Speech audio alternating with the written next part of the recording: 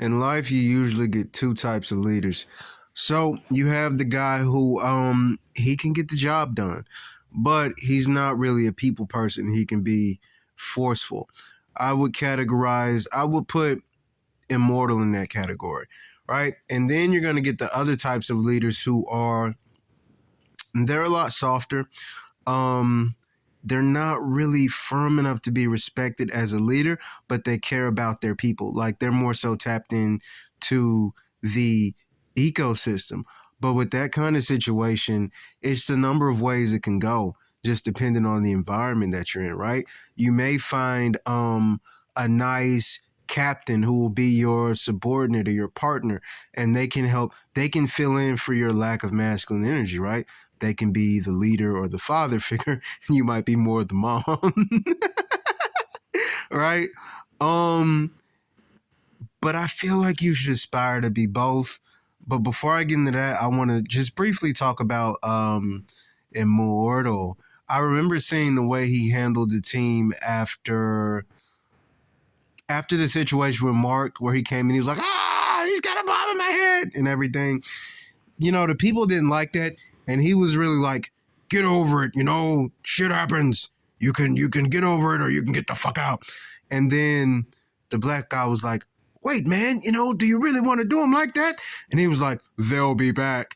And I immediately thought, if they do come back, what the fuck kind of toxic environment are they coming back into? Like they say, MLK said towards the end of his life that basically he was helping black people assimilate into a burning house. You know what I mean? I don't I don't want to be a burning house leader. And honestly, what is her name? Is it Kate? Not Kate.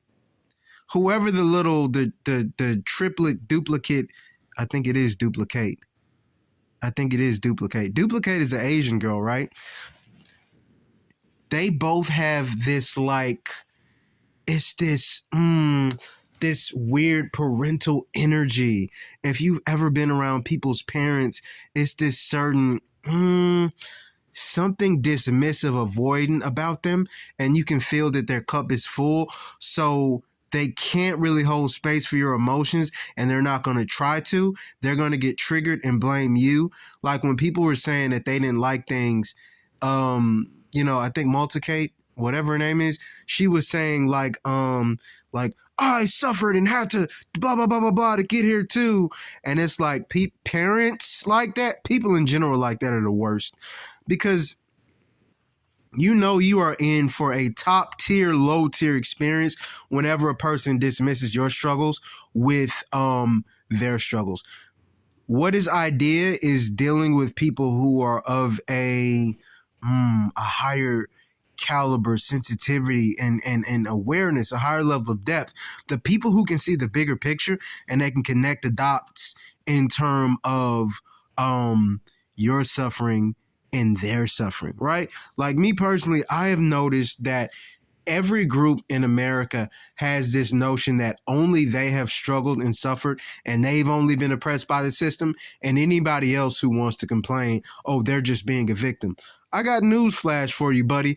After the system invented your oppression, they didn't just stop there. Woo! You're not the only person being oppressed. You're not, brother. You're not.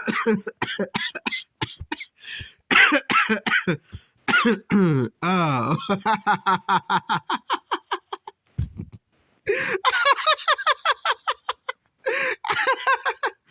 I'm for real though, man. You're not alone, bro. You're not alone. Like, I'm more so adaptable as I've gotten older and I've grown. So when people are like this, for me, it's a let the ego exist in its own space thing. You know what I mean? I'm probably not going to crash out and be like, you're going to listen to me. I've been through something too. Nah, you don't have the space to, you know what I mean, to hold for that. But so I realized that people like that is really a no-go with them. You really do have to keep your distance and keep them at a distance. But like deep down, I don't want to invalidate your feelings. Like, what do I get out of that? Like what? Now, if you make me mad, then I'll be like, you know what? I don't care now. But when you have that understanding and awareness of humanity and like a curiosity to understand their experience. It's a lot of stupid things that humans do, and you don't. It's like, okay, when I was learning about dating, I used to watch RSD. Yeah, and this guy Tyler, well Owen, Tyler's his nickname, and he talked about how when things happen, it's basically two responses that people have, right? You have people that have that response, like, I don't like it, like, I'm rejecting you. And then you have people who have that response. I am such a like I was born into this world as a I've been a fucking I identify as a You know, I may have lost touch with that at different times because of trauma, social conditioning, social engineering. It's by design, ladies and gentlemen. But ladies and gentlemen, but what was I about to say? I lost my train of thought. I was saying that it is by design. Oh yeah, and I've lost touch with that part of me, but it's interesting. The more I've gone through things, the more I've grown. What's her name used to say, I don't go through life, I grow through life.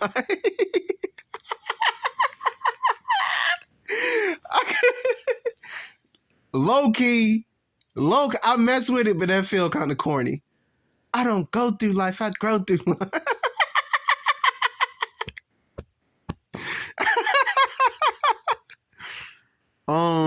But I hated the way that he handled himself in that situation. I think that's not how we're supposed to carry ourselves as men. I love the fact that he's masculine. He has a masculine presence, but it's like that's about it.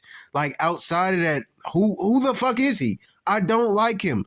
Other than the fact that he has a masculine demeanor. So he has a solid baseline presentation, but I really do believe that it's like what I was talking about at the beginning of the video. We as men need synthesis. If you ever played Mass Effect, I think that's a secret ending. All right, don't tell anybody the spoilers, but that's a secret ending. That game is ancient. It's 10 plus years old. They know about it already. But I gotta put that in the title. Warning: Mass Effect spoilers. Ancient alien spoilers. Oh, I'm losing my train of thought, man. There goes that ADHD.